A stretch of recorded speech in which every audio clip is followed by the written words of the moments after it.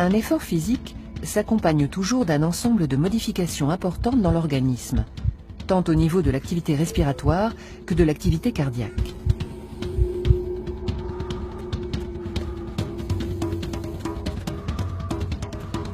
Lors d'un effort, les muscles en activité ont besoin de dioxygène dont la consommation augmente. Pour répondre à cette demande, on respire davantage, plus fort et plus souvent. On parle d'augmentation du débit ventilatoire.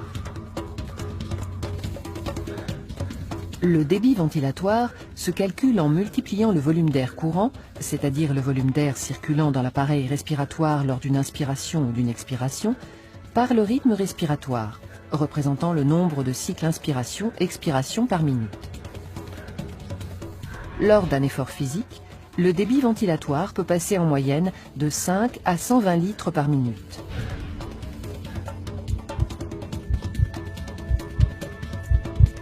Cette augmentation du débit ventilatoire résulte de l'accroissement du nombre de respirations, qui passe de 16 mouvements par minute environ au repos à une cinquantaine pendant l'effort. Mais elle résulte également du volume d'air courant qui varie d'un demi-litre au repos à 3 litres au cours d'un effort intense et prolongé.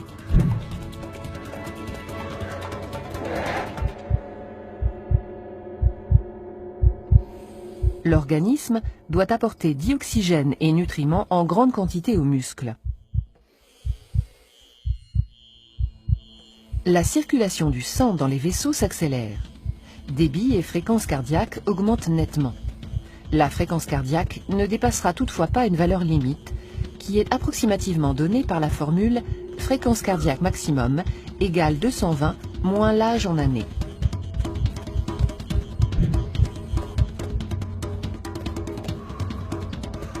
Enfin, l'intensité respiratoire s'accroît tout autant, c'est-à-dire la quantité de dioxygène consommée, principalement pour alimenter les muscles en activité. Cette consommation augmente jusqu'à une valeur maximale qui ne peut être dépassée et que l'on nomme la VO2 max. La VO2 max représente le volume maximal de dioxygène consommé dans un temps donné, cette consommation restant stable au-delà d'un certain niveau d'effort. Toutefois, la valeur de la VO2 max peut être améliorée par l'entraînement régulier et adapté dans les limites des dispositions génétiques de chacun.